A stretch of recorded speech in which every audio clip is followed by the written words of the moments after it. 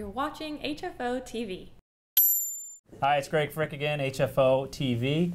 We're here with John Horvick, Director and Vice President of Research at DHM Research here in Portland. Thanks for coming. We're going to talk a little bit about millennials and kind of just the stereotypes, transportation trends, living trends with this large, I think the largest demographic in the United States. It is today. We'll see the next generation behind might be bigger, but as of right now, they're the largest. So maybe you can give a little background on DHM Research for people that don't know, then we can kind of get into specifics. Sure. DHM Research has been around for about 40 years. We're a public opinion research firm based here in Portland, although we work across the Northwest and nationally. We have offices in DC and Seattle as well. Although our home base is here in Portland and most of our work is in the region. We focus on public policy issues and the politics that surround that. We are an independent, nonpartisan firm, which is important value to us. And I like to say that our job is really to ask people what sort of communities that they want to live in. Right. And we do that through a lot of survey research, traditional telephone, online, and then I personally also conduct a lot of focus groups here in the region and across the state. So I sit down with everyday folks on a regular basis, asking them what things about their community, what they want and hope for it. So from a public side, it's gathering information for the municipalities, the public sector to make decisions on land use, where the things are, where zoning is going, or conditions like that? Yes, certainly things like that. We touch on all sorts of different issues, everything from land use and zoning issues, for example, to housing, to transportation, to healthcare, to education, to smoking policy. So a broad portfolio. Good, okay. Well, I know in multifamily the big talk's been the millennials and the driving the demand for multifamily. Maybe we could give a kind of a scientific, what definition of a millennial, maybe kind of the different groups, because we'll hear them kind of thrown about left and right, millennials, Gen Y, Gen X. Sure. Yeah. So the definitions are soft, and it's probably not too important to get hung up on a specific year, but typically we're talking about 18 to 34-year-olds born between 1980 and 2000. But whether it's 78 to 2002, but it's roughly that group, that cohort. It's about 95 million people. Okay. So it's the largest cohort in America today. And some of the important things to know about it, it's the most diverse cohort. So if we look at racial groups, it's the most diverse. It's also the most educated group as well. It's a group that has entered adulthood or is entering adulthood at some of the most difficult economic circumstances compared to any other generation. So highest rates of unemployment, lowest net worth of previous generations. And it's a generation that socially is viewing the world differently than a previous generation. So whether it's issues like same-sex marriage or how they vote, much more likely to vote Democratic, they are different than previous generations, and it's important to understand them. And are you seeing on the economic side, let's go for that for a minute, is some of that tied to the amount of debt they've got coming out of school, being the most educated group? Is that, I know from the job growth, there's there's just a higher unemployment rate. But well, certainly higher unemployment rate. That's one of the real difficult challenges. But it's a generation where, as a society, we told them to go to school, and more so than any other generation they did. So congratulations, good for that group. Congratulate the parents, I guess. Congratulations to the parents as well. But we also asked them to do that at a time when they were costs of higher education were escalating very quickly, and to pay for that, many of them have taken on large debt. Has a big impact both on their immediate life chances, but also so their long-term planning. So their ability to save for a home, for example, or buy a car. Whether or not they have the means to do that or the resources to do that, it has an impact on where they choose to live on their own with their parents, whether or not they choose to live with a place that has a garage or not have a garage because they don't have a car, how close they are to public transit. Those sorts of characteristics or decisions have a ripple effect based upon economic opportunities and debt that they've carried. We talk about that a lot with the millennials and the choice to live in home ownership's down. This demographic you always hear doesn't want to have home ownership. Something I always kind of, I understand that, but is it is it really a choice, or is it also an economic choice? And do we put maybe too much weight on they really don't want to live in a home? Is it maybe they don't want to live in a home because they've got debt, they can't get a down payment? Very, very difficult to disentangle, and I'm not sure that a pollster can do that well, but there's some things that we look at. One, when I do focus groups with millennials and we talk to them about taking on debt, and then you talk to older generations about taking on debt, there is a great fear among younger folks about just the notion of taking on debt. Now, a lot of them have personally taken on through taking out loans for higher education, but many of them have seen their parents really struggle with that. And so I think part of the attitude about homeownership is built upon this idea, or maybe anxiety about homeownership is built upon this idea of fear of debt. I think that's part of the equation. I think certainly part of the equation is too is just if you can't do it, and then you make other choices. Right. And you justify those choices, not to rationalize them in a negative way, but you want to feel good about the choices you make and make the best choices you have that are available to you. And that shapes your attitudes. Now, the interesting thing and the challenging thing for folks like you is to try to understand whether or not these are temporary beliefs based upon current circumstances, or if they're going to become ingrained beliefs that they take with them into future years. We just have to keep an eye on that. And in terms of the population, I mean, Portland, we've seen Portland Central in this recovery of this recession, the highest immigration, highest job growth. Are we seeing that across the West Coast, or in terms of the central cities is what's driving the millennials coming to move within that location? Let me try to answer the question this way.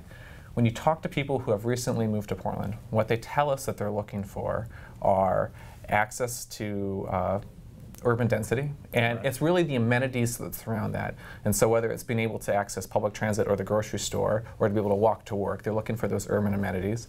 They're looking for culture. Portland has attracted a particular type of person based upon our culture, and I think that we should be proud of that and celebrate that as a community, but that Portlandia myth has attracted a certain type of person, which also tends to be higher educated, and some of the data suggests that the degrees that Portland has attracted are better degrees for a community to have. That is, they're more professional degrees than some of the liberal arts degrees.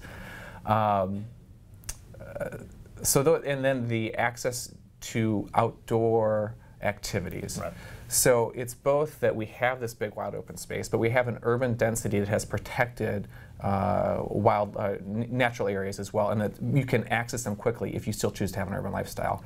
So when we do interviews, do focus groups, do surveys with people who have moved here, those are the things that they tell us that are attracting them to Portland. So it's kind of the plan that was set in place back in the 70s and 80s, the urban growth boundary, so again, we have that urban living, but with the access to the outdoors and all that, which makes it, for that demographic attractive, yeah. Right. What about family formations and timing on that? Because a lot of times from a multifamily side, that's sometimes the trigger of we're not going to live in this kind of housing. We're going to look either could be renting single family or looking to really try to acquire single family. Maybe give a little insight on that. We have seen the age at first marriage increase significantly over the last 30 years. So it's not just, well, let me say this, we've seen the age at first marriage increase. So people are marrying at later ages. People are also having the first child at later ages. And that's just not this demographic. I mean, this is a trend that we've seen that goes back the last couple decades. Okay. And that's important because I think part of the story that people say about millennials is that millennials are delaying marriage because of the economy. Millennials are delaying having their first child because of the economy. And that's certainly part of the equation. But the trend predates the recession. Okay. And so these are trends that we haven't seen in a while. But it is true that they are marrying later. They are having their first child later, and that does have an effect on their housing preferences.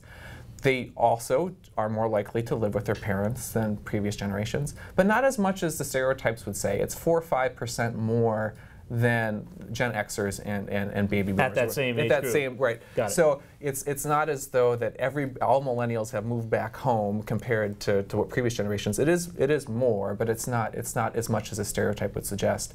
But yes, they're having smaller families. They're marrying later. And that's going to have an effect on where they choose to live. Are they staying longer with their parents? A lot of them are returning, so that's the trend that you leave and then you come back home. Yeah. Got it. And what about transportation? I mean, that's the other big thing within multifamilies, the parking and and how do we make everything bike friendly, public transportation? Is that myth? I believe it's true, but maybe you can give some facts to that on the transportation side of that group. Portland does have higher rates of bicycle transportation than other communities across the country. And when we ask people about public transit as a reason to choose where they live or why they chose to live in Portland, it's certainly one of the things that come up a lot. That said, we just did a big study for Metro Regional Government where we asked a question about housing preferences, and we asked everybody, but we looked at it by generation and asked what would be your ideal housing setting. And we gave different descriptions of what these different things were, but millennials were just as likely to say that they preferred single-family housing as previous generations. Now, the big difference is that their neighborhood style was different. They wanted to live in urban, what we define in the survey as urban centers. Got it. So they wanted to live in close-in neighborhoods with access to amenities nearby, as opposed to the traditional suburban neighborhood with cul-de-sacs and you have to get in your car to go everywhere. Right. And so we think about transportation and what their ideal preference is. There's still certainly an interest among this generation, among all generations, to have that single-family home. Now, multifamily as well, but the neighborhood style is different. And I think what we're seeing in that a bit is that neighborhood style is taking more precedence, elevating for this generation than maybe it was for previous generations. Having those access to amenities, having density, being able to, having that, as Portland says, a 20-minute community. Right. All those things are real important to this generation, So and they expect it to be in the future. And when you hear that, does that lean back to, is it kind of an economic choice why it's not home ownership is down? When you hear that now, when you do that survey, the idea is we want home ownership as long as it's within the 20-minute community. It's a different kind of home ownership. It's not the cul-de-sac. It's not suburbia. It's in core. But maybe they just aren't having the ability to get into that at the time, or maybe there's not enough of that product. I think it's a couple things. I think it's certainly not enough product. Yeah. And their ability to be able to pay a down payment when they're have taken on a lot of debt that they have to pay back or to save up for. Right, so it's a combination of both. And then, we always hear in our industry too is, we've seen expansive rent growth. We have not seen wage growth. Some of that can be, you've got this, the average renter isn't paying for as many things as they used to. More of their income can go to housing. Did you get any feedback regarding that, less discretionary income, I guess, for other things, because they don't have a car maybe, they don't have a TV, they don't have cable, they have, everything's through their phone. I think that they are making choices, the best choices they can with the resources they have and the things that they want to buy. And let me try to explain that a little bit. Car ownership is lower for millennials. The miles driven is lower for millennials. Now, most millennials have a car. Most millennials get around most of their miles by a car. So it's a difference of degree, right, not kind.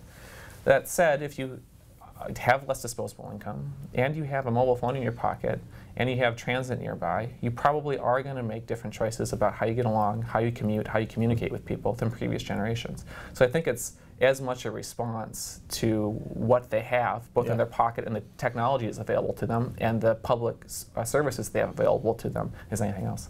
And just as kind of off topic on millennials, the other kind of interesting thing is the baby boomers, kind of empty nesters. Do you do any studies on that, on what they're looking for from a housing standpoint? A lot of baby boomers say that they're looking to downsize and they're looking to come back to urban centers. Some move from the suburbs back to the urban core. Now, whether that's just a stated preference right now, and whether or not we'll see that, you probably know better than I do, whether or not they're making that lifestyle, that leap is different. But been in a lot of focus groups and a lot of surveys where boomers say that would be their preference. And it's smaller, it's for a lot of the same reasons as millennials, but a smaller housing that they have to take care of, less lawn to maintain. But as they age, their ability to age in place with the services that they need nearby. All around. So not having to drive to get to them, being able to walk to the doctor, be able to get on a bus or a streetcar without having to navigate traffic, being able to walk to the pharmacy, all those sorts of things are attractive to people as they get older. Also, single-level housing styles we hear a lot about. Right. So that's you've got the millennials and you have the baby boomers all going to live together on single-level, high-density housing. Yeah. Any other things that kind of come up in your focus groups that are a surprise or kind of an aha moment in the last couple of years? Well, one of the things that I'm really paying attention to generationally is millennials and the generation behind them are more diverse. Yes. And their population is growing, certainly some from migration, international, but also minority families tend to have more children than white families in America.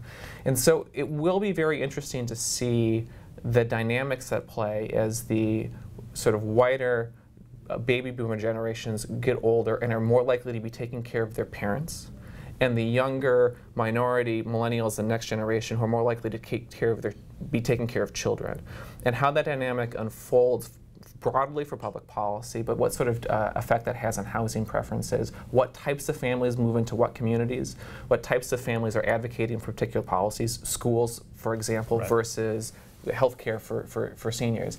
That dynamic is going to be very interesting to see how America, Oregon, Portland wrestles with it.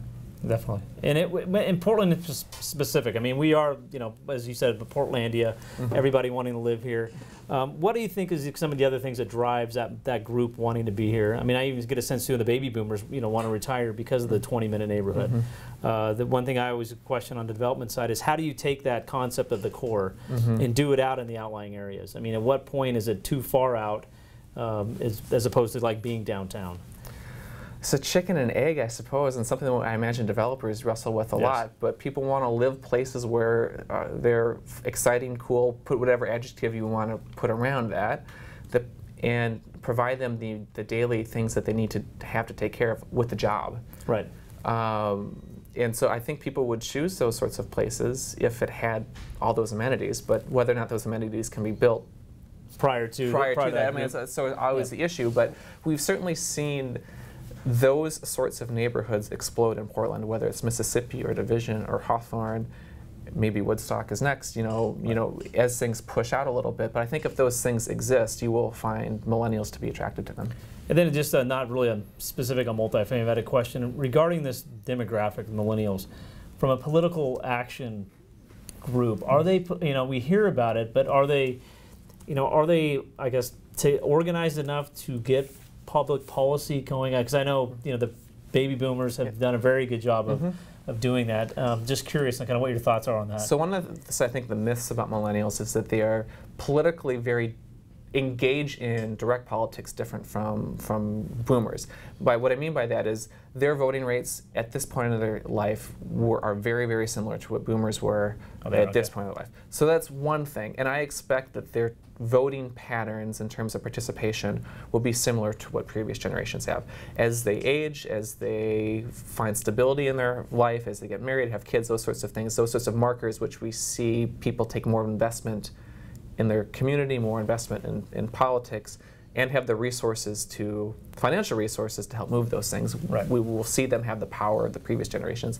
That said, they do view politics differently than previous generations. That is, they're much more cynical about the ability of government to do things, but much more positive about this notion of social entrepreneurism, this finding these collaborations between the public sector, private sector, the nonprofit sector, and social entrepreneurism, using the market to create opportunities to do social good. So they are conceiving their role in the public space differently, but I suspect their voting patterns will end up mirroring what previous generations have, which we'll see them participate in electoral politics more and more as they age. As opposed to doing, like I say, more of a social kind of change with... I suspect they'll try to continue to do those things and be creative with the technologies and tools that are available to them. But there's definitely a stronger sense that I can create something which will change the world, more so than I need to be involved with some greater movement